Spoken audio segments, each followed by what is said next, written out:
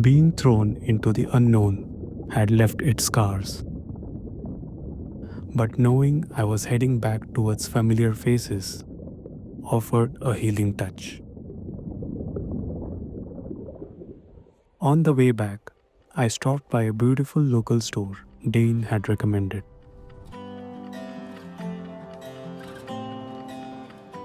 I asked the owner if I could take some photos and promised they would be part of my travel video.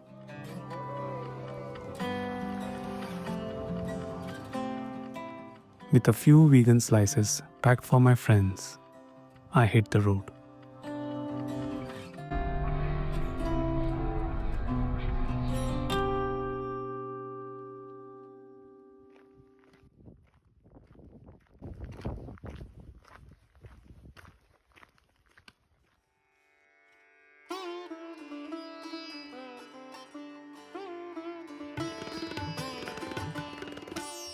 I had planned to meet Saurabh and Sonal just for a meal before moving on.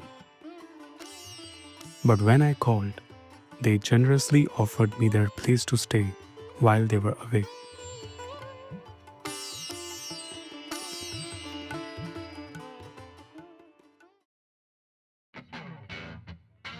A few days in a real home, time with friends, and a proper bed. It was an easy choice.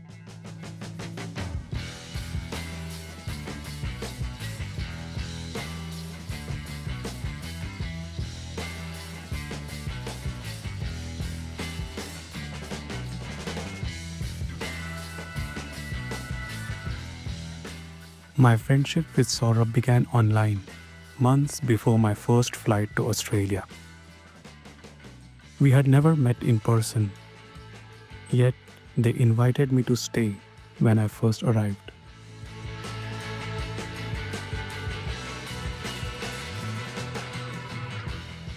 When we finally met, it didn't feel like meeting strangers at all. Saurabh and Sonal didn't just help me settle into a new country, they showed me the ropes, from everyday life to camping outdoors.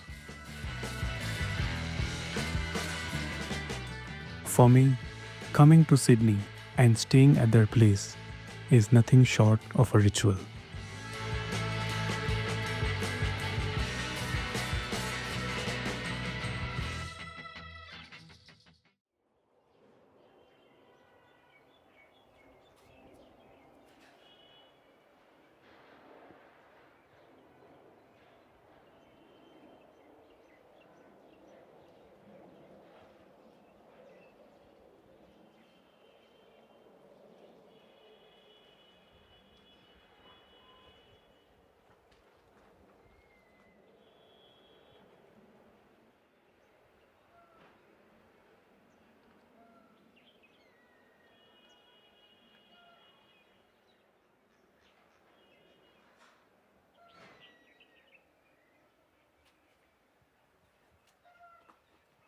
After 16 days on the road, the stillness allowed me to reflect and to feel grateful for a journey I had long imagined. The idea of taking on something like this had stayed with me ever since I moved to Melbourne in 2017. Like a seed waiting for the right conditions to sprout, I now see how the chain of events that followed, by chance or by privilege, were quietly preparing me for this moment.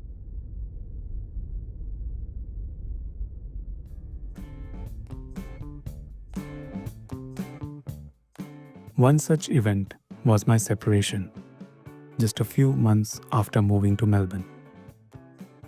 My married life, short, especially by Indian standards, was intense and volatile. Instead of support and stability, it brought stress and misery for both of us. Parting ways felt like choosing well-being over endurance.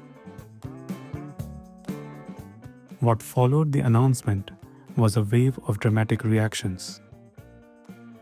some so exaggerated that I didn't know whether to feel sad or amused. It made me question why real suffering is often ignored, while traditions, which are simply ideas created by people, are taken so seriously.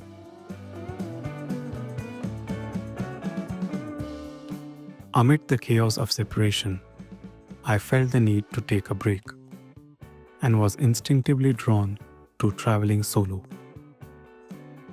Choosing everything for myself, where to go, where to stay, what to eat, when to move, felt deeply freeing.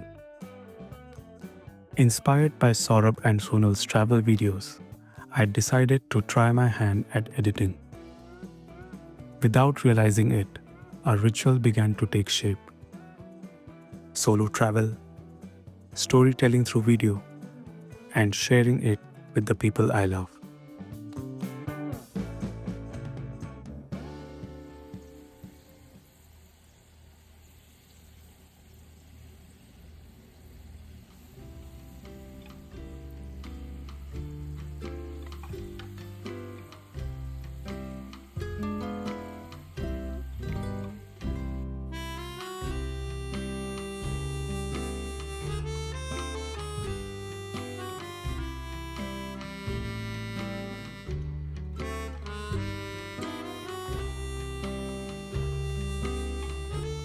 If solo travel became my occasional escape, cooking became my daily calm.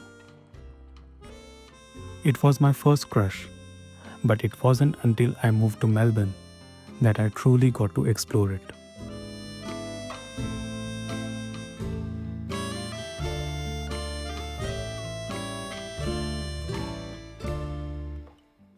I started sharing photos of my dishes on our family WhatsApp group, and at my sister's insistence, even created an Instagram page.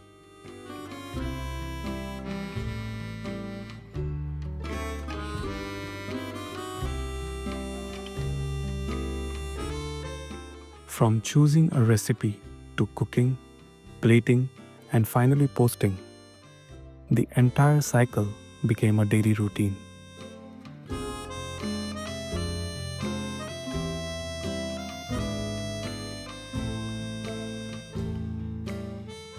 Over time, this steady practice gave me a quiet confidence that I could survive and feel at home anywhere.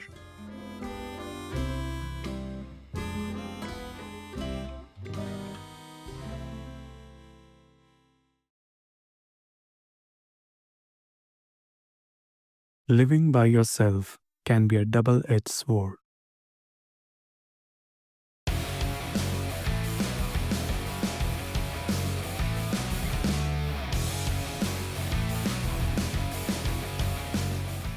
It offers freedom, but without control over the mind, that same freedom can turn against you.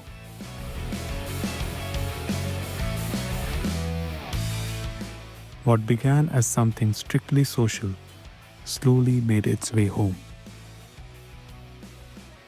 I sensed where this path led, yet chose to look away. I found my own way to justify it. After all, I just have one life. Just enjoy.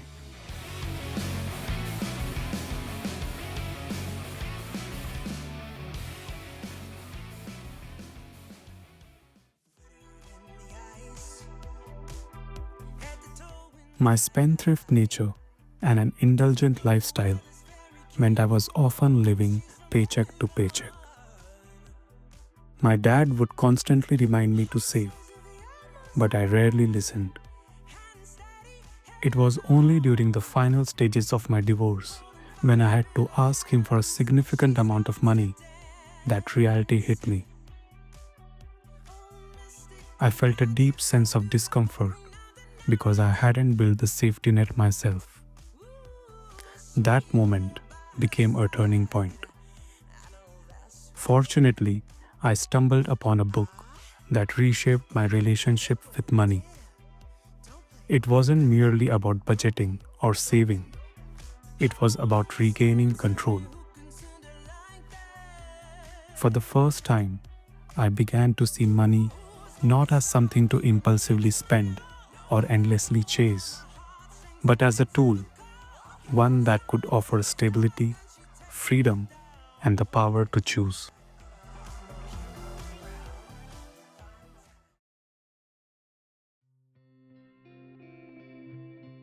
Gradually, my spending became more intentional, and somewhere along the way, beers turned into books. By then, the divorce was long over. The calm that followed gave me room to sit with the questions that had been circling in my mind for months.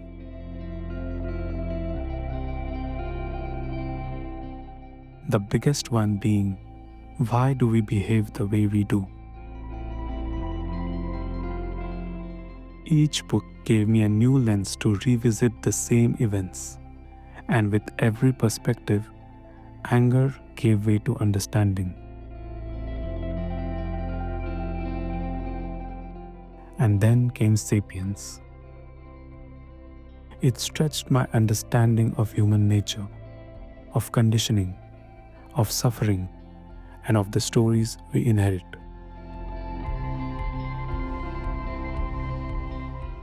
And almost unexpectedly, it led me to look within.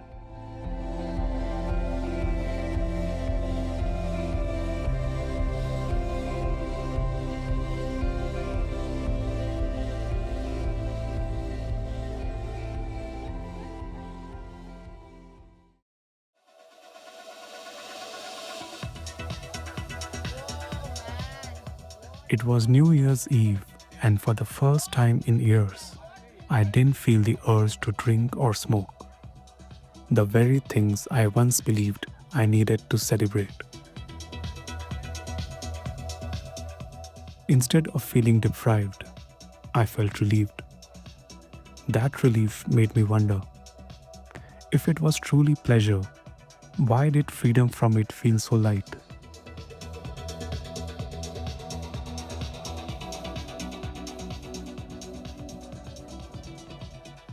But a few weeks later, I was back with friends over shisha.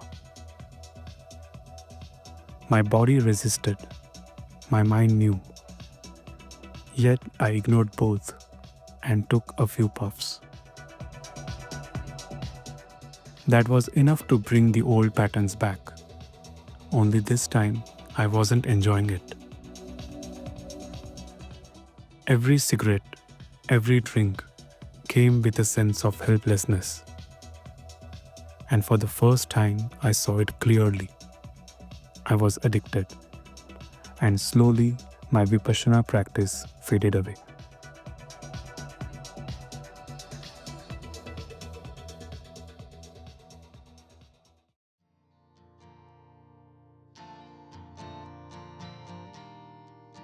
Around the same time, I found myself drawn to the idea of sustainable living.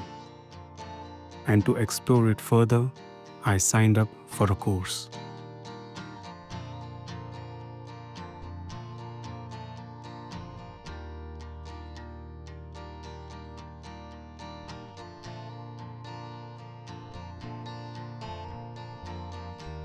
Through theory sessions, nature walks, and field visits, I was introduced to a different way of living.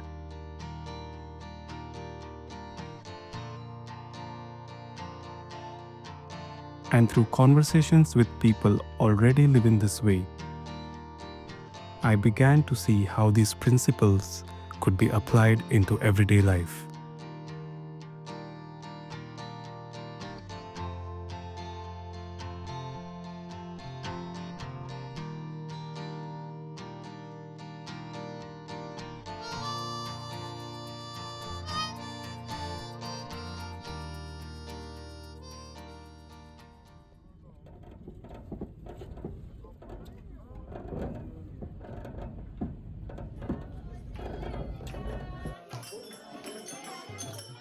To understand this life beyond just theory, I went to volunteer at a permaculture farm.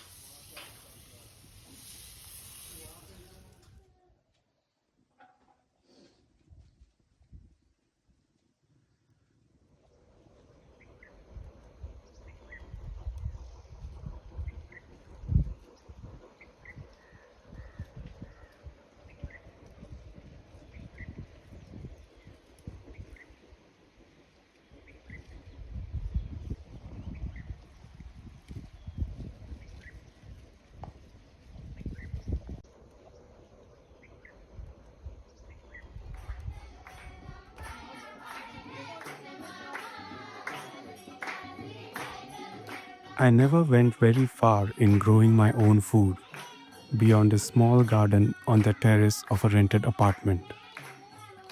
But the principles and ethics of permaculture had taken root and were beginning to guide my life.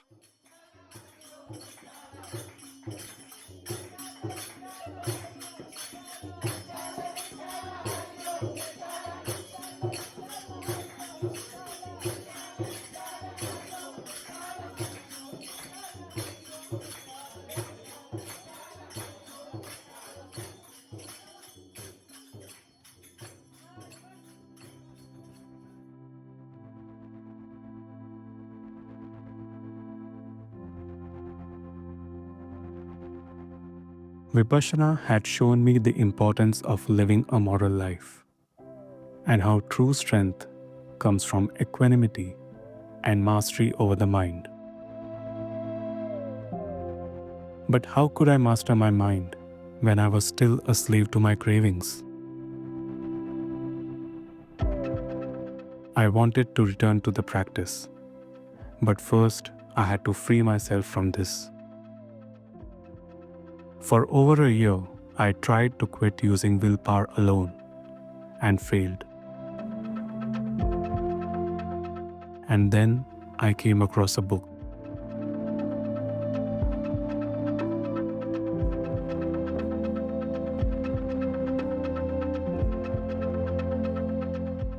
It didn't ask me to rely on willpower. Instead, it helped me see the illusion behind smoking. That it wasn't giving me relief, it was causing the discomfort in the first place. Through his words, Alan Carr dismantled the belief that I was giving something up and helped me realize I was actually gaining my freedom. And almost effortlessly, I stopped. Not by fighting the craving, but by finally understanding it. And I returned.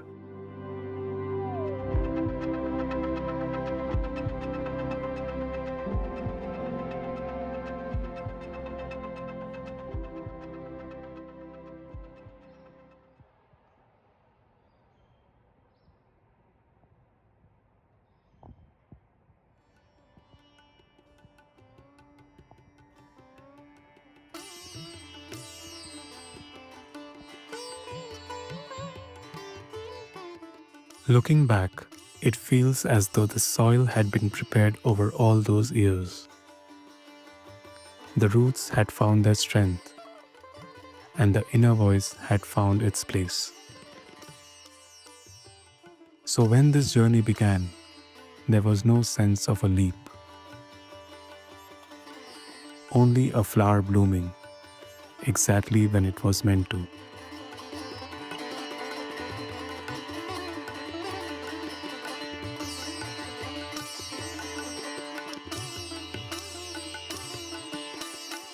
I thanked Saurabh and Sonal and set out for my next address.